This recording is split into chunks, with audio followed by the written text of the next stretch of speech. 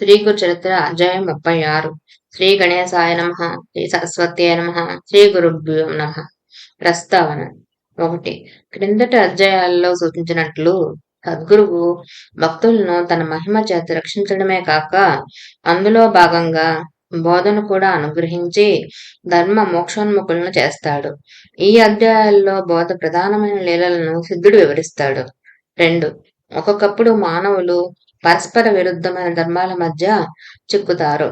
ఈ అధ్యాయాలలో విప్రుడు పరాన్నం పోవడమనే ధర్మానికి, భర్త భార్యను తన రూపంగా తలచి సంతోషపెట్టాలన్న ధర్మానికి మధ్య చిక్కుతాడు. అప్పుడు వివేకి సమస్యను ఎలా పరిష్కరించాలో శ్రీగురుడు సూచించారు. 3. అంతేకాక ఆహార శుద్ధౌ సత్వశుద్ధి, ఆహార శుద్ధి వలన సత్వశుద్ధి కలుగుతుంది అని శాస్త్రం. సత్వశుద్ధి లోపిస్తే యజ్ఞ దాన తప కర్మలు వ్యర్థమవుతాయని భగవద్గీత వాక్యం. సాత్వికమైన ఆహారమేమో శ్రీగురుడు స్థూలంగా ఈ అధ్యాయంలో బోధించాడు.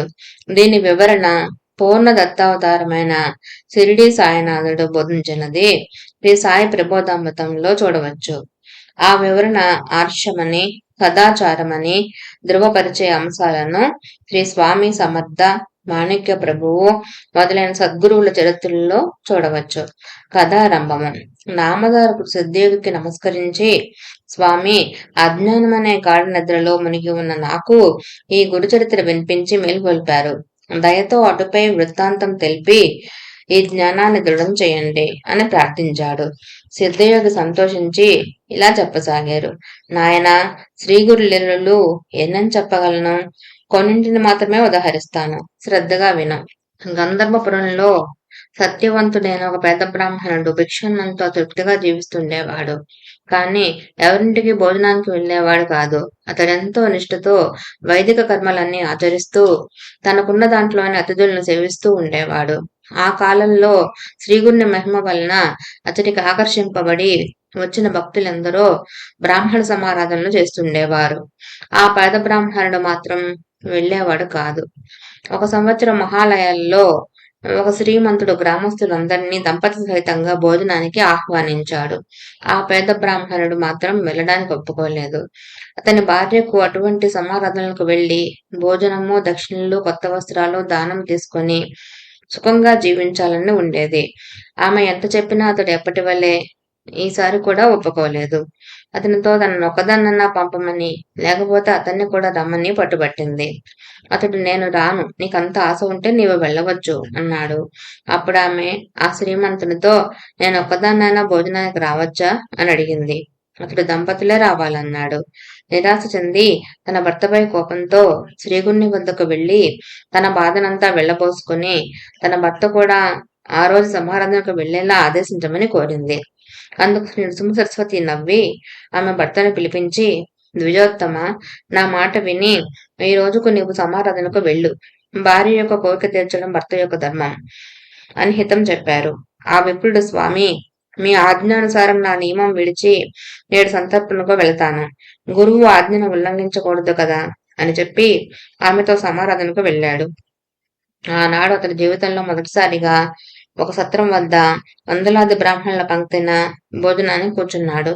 అందరూ భోజనాలకు కూర్చోగానే ఆ దంపతులిద్దరికీ అక్కడ తమ విస్తళ్లలోనూ మరికొందరి విస్తళ్లలోనూ ఉన్న అన్నాన్ని ఒక కుక్క, ఒక పంది రాకి అపవిత్రం చేసినట్లు దర్శనమైంది. ఆమె ఆశ్చర్యపోయి పరికించి చూడగా నిజంగానే ఒక కుక్క దడిలోంచి దూరి వచ్చి అన్నప్రాసిని ముట్టుకున్నది.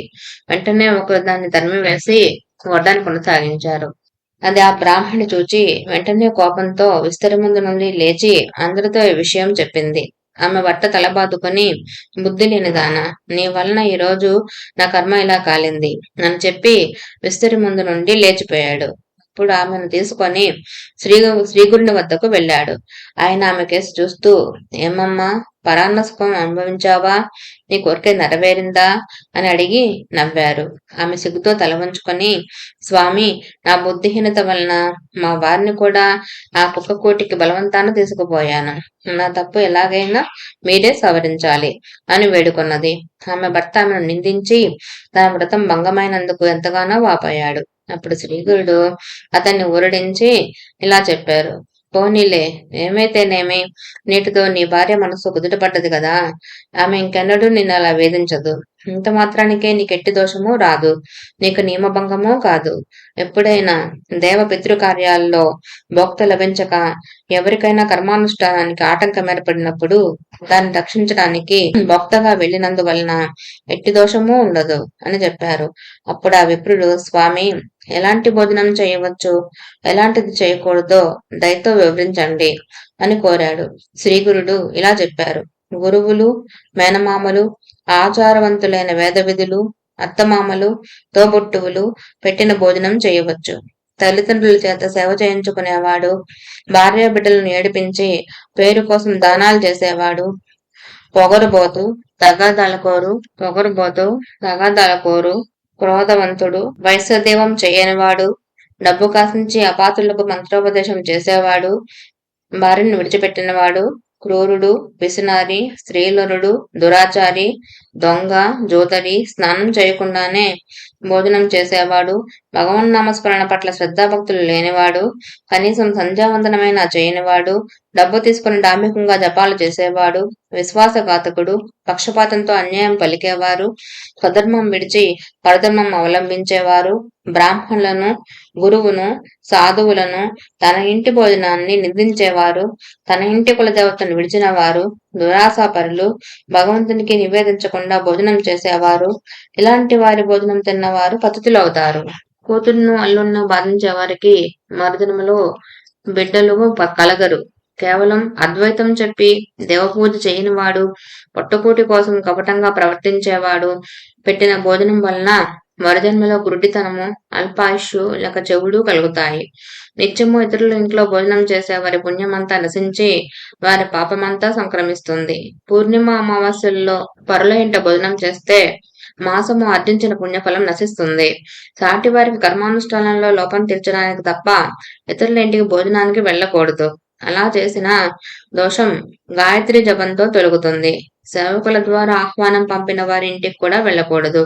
మనవడు పుట్టేదాకా అల్లుడింట్లో కూడా భుజించకూడదు. గోవు, భూమి, బంగారం మొదలైనవి దానం తీసుకోవడం కూడా అంత చెడ్డవి కాదు గాని గ్రహణ సమయాల్లోనూ, సూతకమప్పుడు, పుణ్యతీర్థాల్లోనూ దానాలు తీసుకుంటే దోషం వస్తుంది. ఇటువంటి అనుచిత భోజనం చేయకుండా స్వధర్మం ఆచరించే వారికి దైన్యం ఎన్నటికీ రాదు. దేవతలు, సిద్ధులు, కామధేనువు కూడా వారిని సేవిస్తూ ఉంటాయి. అప్పుడు ఆ విప్రుడు నమస్కరించి, స్వామి, స్వధర్మం అంటే ఎలాంటిదో కొంచెం వివరించండి అని ప్రార్థించాడు. స్వామి ఇలా చెప్పారు. నాయనా, పూర్వం ఒకప్పుడు నైమిసారణ్యంలో పరాశర మహర్షిని మునులు ఇలా కోరారు. మునీంద్ర, స్వధర్మానుష్ఠానంలో మాకు అడుగడుగునా సందేహాలు కలుగుతున్నాయి. ఆచారము, మంత్రము గురువు నుండి తప్ప తెలుసుకోకూడదు అంటారు కనుక దయతో మాకవి వివరించండి. అప్పుడు ఆ మహర్షి ఇలా చెప్పారు. ఋషులారా, సదాచారం వలన సర్వము సిద్ధిస్తుంది. బ్రాహ్మణుడు బ్రాహ్మీ ముహూర్తంలో నిద్ర లేచి భక్తితో త్రిమూర్తులను, నవగ్రహాలను, సనకాది సిద్ధులను, పితృదేవతలను, సప్త సముద్రాలను, చతుర్దశ భువనాలను, సప్త ద్వీపాలను, సప్త ఋషులను మొదట స్మరించాలి. అప్పుడు గోవుకు మొక్కి ఆచమనం చేశాకనే కాలకృత్యాలు తీర్చుకోవాలి. స్నానము, భోజనాలకు ముందు తర్వాత కూడా కూర్చొని ఆచమనం చేయాలి. చూడకూడనివి చూసినప్పుడు, మాట్లాడకూడనివి మాట్లాడినప్పుడు, వినరానివి విన్నప్పుడు ఆచమనం చేస్తే శుద్ధి కలుగుతుంది. అందుకు నీరు లేకుంటే కుడి చెవిని తాకాలి. కారణం, అందులో అగ్ని, జలము, వరుణుడు, సూర్యుడు, వాయువు మొదలుగా గల సకల దేవతలు ఉంటారు. తర్వాత మానసిక స్నానంతో పరిశుద్ధుడై సూర్యోదయం వరకు గాయత్రి తప్ప మిగిలిన వేద భాగంలో ఏ ప్రార్థనా శ్లోకాలైనా చదువుకోవచ్చు.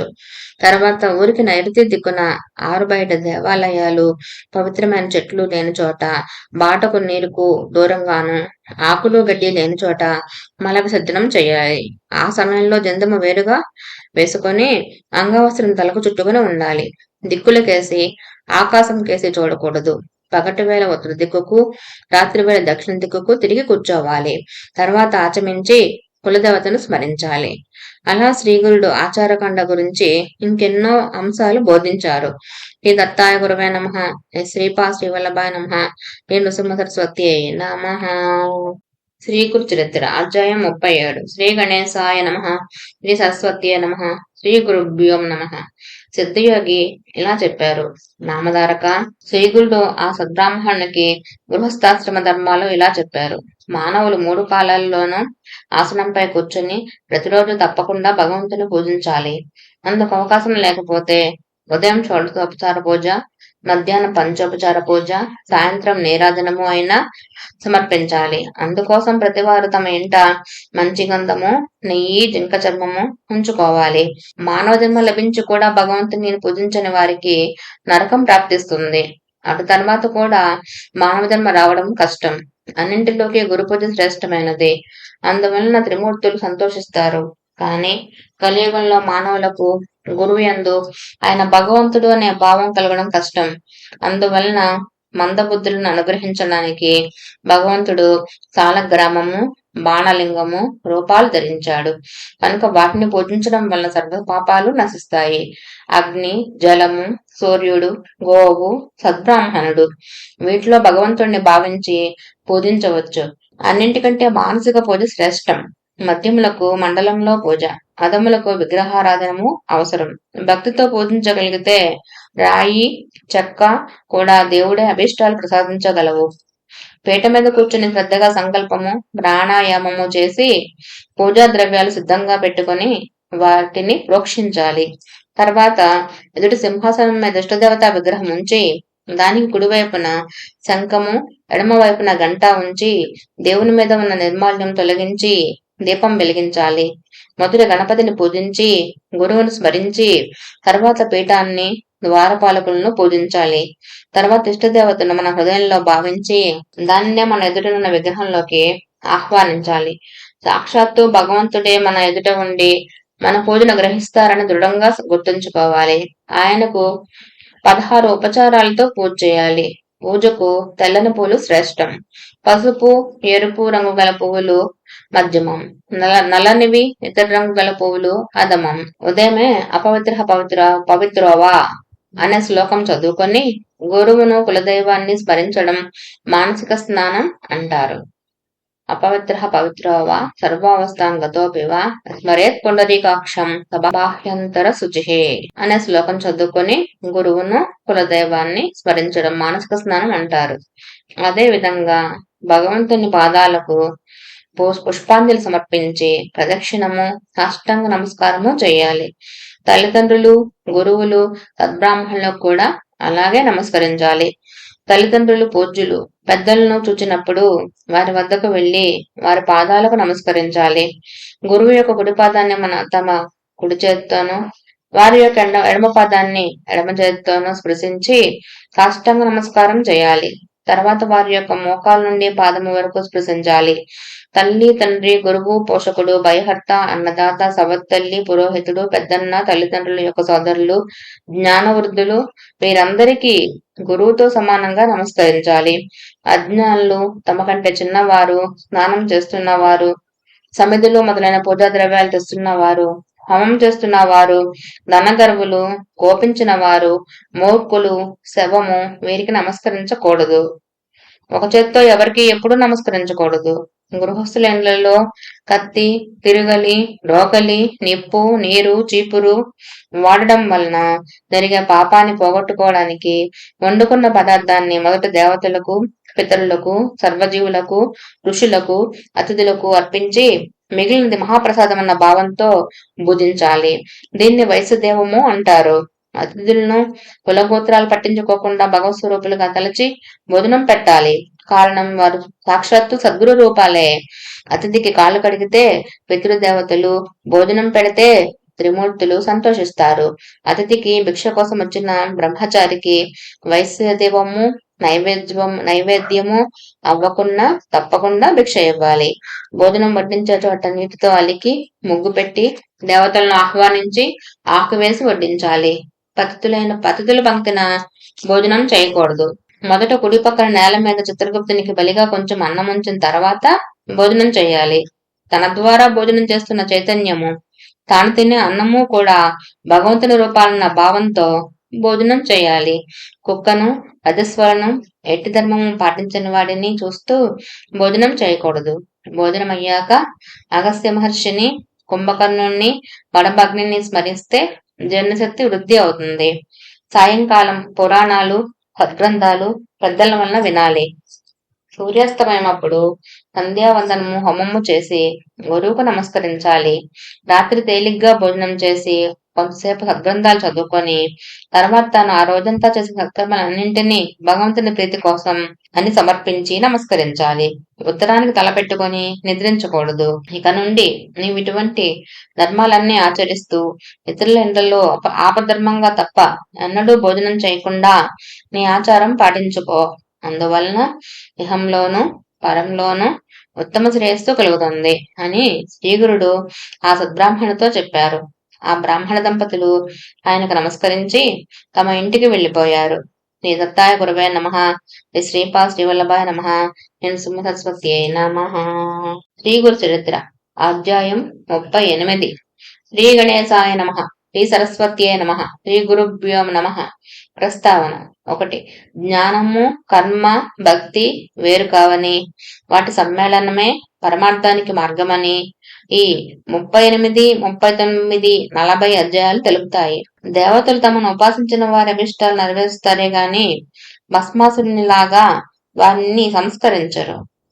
సద్గురువు భక్తులకు శ్రేయస్కరమైనది మాత్రమే ప్రసాదిస్తూ తమ లీల చేత వారిని మోక్షార్హులను చేస్తాడు. 3. సద్గురువు యొక్క భక్తి వల్లనే జ్ఞాన, భక్తి, కర్మలు సిద్ధిస్తాయి.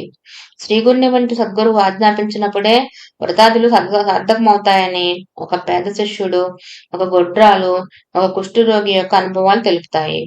ఆ యత్నాలే వారు ఆజ్ఞాపించక ముందు నిష్ఫలం అవ్వడం గమనార్హం.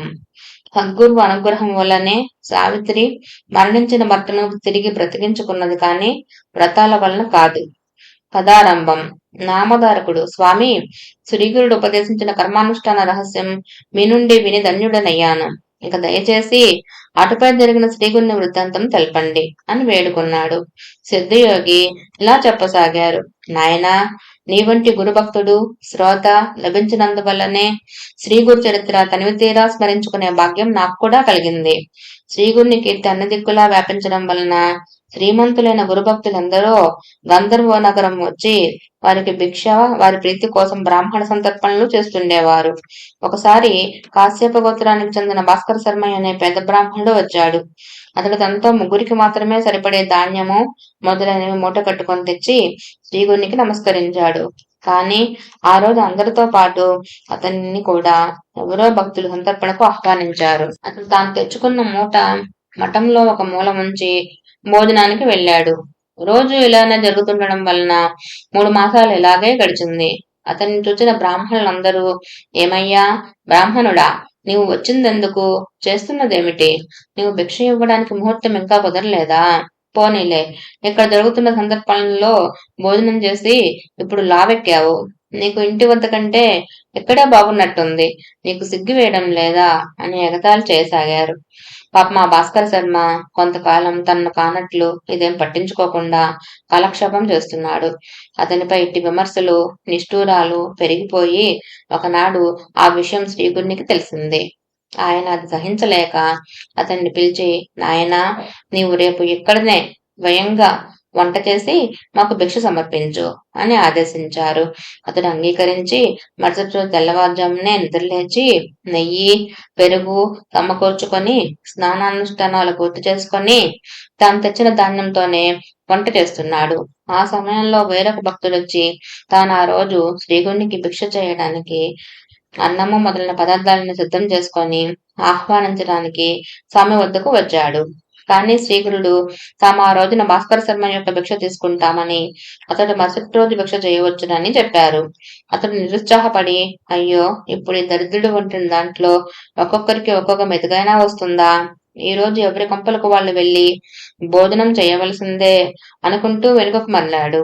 శ్రీగురుడు ఆ మాటలు విని అతన్ని అక్కడున్న వారందరికీ ఇలా చెప్పారు. నాయనలారా, ఈ రోజు మీరెవ్వరూ భోజనానికి ఎక్కడికి వెళ్ళవద్దు. మీరందరూ భార్యాబిడ్డలతోనూ స్నేహితులతోనూ కలిసి ఈ మఠంలోనే భోజనం చేయాలి. కనుక అందరూ స్నానాలు చేసి రండి అని చెప్పారు. అందరూ ముఖాముఖాలు చూచుకొని నవ్వుకుంటూ, ఈ దరిద్రుడు తెచ్చుకున్నది సోరెడు బియ్యమే కదా, ఎవరికి తెలియదు, మఠంలో ఇందరికి భోజనాలు పెట్టడానికి అదేం సరిపోతుంది అనుకుంటూ స్నానానికి వెళ్లారు. ఇంతలో శ్రీగురుడు భాస్కర శర్మతో, నాయనా, కొద్దిసేపట్లో అందరూ వస్తారు, త్వరగా సిద్ధం చెయ్యి అని చెప్పారు. అతడు వెంటనే మరో పొయ్యి కూడా వెలిగించి మిగిలిన వంటకాలు సిద్ధం చేసి అంతా సిద్ధమైందని స్వామికి విన్నవించాడు. అప్పుడు స్వామి నది ఒడ్డునున్న ఇతర బ్రాహ్మణులందరినీ ఆహ్వానించమని భాస్కర శర్మను ఆదేశించారు. అతడు అలానే వెళ్లి చెప్పగానే వాళ్ళు పక్కపక్క నవ్వి, ఏమయ్యా, నువ్వు పెట్టినట్లే మేము తిన్నట్లే, ఈ రోజున మా ఇళ్లల్లో ఉన్నదేదో మేము భోంచేస్తాము, కానీ నువ్వు కనీసం శ్రీగురునికైనా కడుపు నిండా పెట్టగలిగితే అంతే చాలు, పో పో అన్నారు. భాస్కర శర్మ తిరిగి వచ్చి వారందరూ తన ఎగతాళి చేసి భోజనానికి రామన్నారని చెప్పాడు. శ్రీగురుడు, నాయన, మాకు బ్రాహ్మణులతో కలిసి భోజనం చేయడమే సమ్మతం గాని మేమొక్కరమే భిక్ష చెయ్యము అన్నారు. స్వామి నోటి మాట తప్పక జరిగి తీరుతుందన్న దృఢ విశ్వాసం గల భాస్కర శర్మ అది నిరూపించుకోదలిచి దీనంగా, స్వామి, నేనేం చేసేది, నేను మీరు ఆజ్ఞాపించిన ప్రకారం ఎంత బలవంత పెట్టినా వారు రావడం లేదు, సరికదా, నన్ను ఆక్షేపిస్తున్నారు అన్నాడు. అప్పుడు ఆయన వెంటనే మరో శిష్యుడిని పంపి నది వద్దనున్న బ్రాహ్మణులందరినీ వెంట తీసుకొని రమ్మని ఆజ్ఞాపించారు. అతడు పరుగున పోయి శ్రీగురిని ఆజ్ఞగా చెప్పి అందరినీ ఆహ్వానించాడు. ఇక తప్పక అందరూ మఠం చేరుకున్నారు. శ్రీగురుడు వారందరితో, బ్రాహ్మణోత్తములారా, మీరందరూ మీ భార్యా బిడ్డలను తీసుకొని మఠానికి రావాలి. ఈ రోజు ఇక్కడే 4,000 మందికి సమారాధన చెయ్యాలి. అందరూ విస్తళ్లలో అన్నం కట్టుకొని తీసుకుపోవాలి అని భాస్కర శర్మతో, ఏమయ్యా, చూస్తావేమిటి, లేచి నమస్కరించి అందరినీ ఆహ్వానించు అన్నారు. అతడు వెంటనే లేచి నమస్కరించి వారందరూ సకుటుంబ బంధుమిత్రులతో కలిసి తాము చేయనున్న సమారాధనకి విచ్చేసి తన కుటార్దులను చేయమని వేడుకొన్నాడు. దారిలో కొందరు బ్రాహ్మణులు నవ్వి, ఓరి వేరి బ్రాహ్మణుడా, సిగ్గు లేకుండా తగుదననుకొని నీవు పిలిస్తే వచ్చామటయ్యా, నీవు చేసింది ఒక్కొక్కరికి ఒక్కొక్క మెతుకైనా సరిపోతుందా అన్నారు. కొందరు పెద్దలు వారిని వారించి, తప్పు, అతన్ని నిందించవద్దు, ఇందులో అతని దోషం ఏమీ లేదు, గురువు చెప్పిన ప్రకారం చేస్తున్నాడు అని మందలించారు. భాస్కరుడు శ్రీగురు పాదాలను పూజించి ఆయనకు ఆరతిచ్చి విస్తళ్ళు వేశాడు. అప్పుడు శ్రీగురుని ఆజ్ఞ కోరాడు. అతడు శ్రీగురుడు అతనికి ఒక వస్త్రం ఇచ్చి దానిని వంటకాలపై కప్పమని ఆదేశించారు. అతడు అలా చేయగానే శ్రీగురుడు తమ కమండలంలోని నీరు అభిమంత్రించి ఆ వస్త్రంపై చల్లి వస్త్రం తీయకుండా వడ్డన చేయమని ఆదేశించారు. వెంటనే భాస్కర శర్మ మరికొంతమంది ఆ వస్త్రం కింద నుండి పళ్ళాల్లో వంటకాలు తీసుకొని తిరిగి తిరిగి వడ్డిస్తున్నారు. నెయ్యి కూడా దారులుగా వడ్డిస్తూనే ఉన్నారు. అది చూచి భక్తులందరూ ఆశ్చర్యచకితులయ్యారు. అప్పుడు మొదట శ్రీగురుడు, తర్వాత మిగిలిన వారు ఆపోసనం తీసుకొని భోజనం చేయడం మొదలుపెట్టారు. భాస్కర శర్మ ఒక్కొక్కరి వద్దకు వెళ్లి నెమ్మదిగా కూర్చొని కావలసినవి అడిగి వేయించుకొని తృప్తిగా భోజనం చేయమని చెప్పారు. భోజనాలు అయ్యాక అందరికీ తాంబూలాలిచ్చి స్త్రీలకు పిల్లలకు అన్ని వర్ణాల వారికి బంతులుగా కూర్చోబెట్టి వడ్డన చేశారు. చివరకు ఊరిలో విచారించి భోజనం చేయని వారెవరూ లేరు నిర్ధారణ చేసుకున్నాక శ్రీగురిని ఆజ్ఞ తీసుకొని భాస్కరుడు గురుప్రసాదం స్వీకరించాడు. అప్పుడు అతడు వెళ్లి చూచి అతడు వండిన వంటకమంతా అలానే ఉన్నదని స్వామికి మనవి చేశాడు. దాన్ని దళితురాలకు వేయమని స్వామి ఆదేశించగా అతడు అలానే చేశాడు. కొద్దిపాటి అన్నంతోనే వేలాది మందికి గొప్పగా సమారాధన జరగడం వలన గురు మహిమ అందరికీ తెలిసింది. శ్రీగురుడు సాక్షాత్తు అన్నపూర్ణేశ్వరుడని, వారి అనుగ్రహానికి పాత్రులైన వారికి ఎట్టి కొరత ఉండదని అందరూ కీర్తించారు. అప్పుడు శ్రీగురుడు భాస్కర శర్మను ఆశీర్వదించి ఇంటికి పంపివేశారు. శ్రీగురుని కీర్తి మరొక్కసారి అన్ని దిక్కులా మారుమ్రోగింది. శ్రీ దత్తాయ గురవే నమః. శ్రీ శ్రీపాద శ్రీవల్లభాయ నమః. శ్రీ సరస్వతి నమః.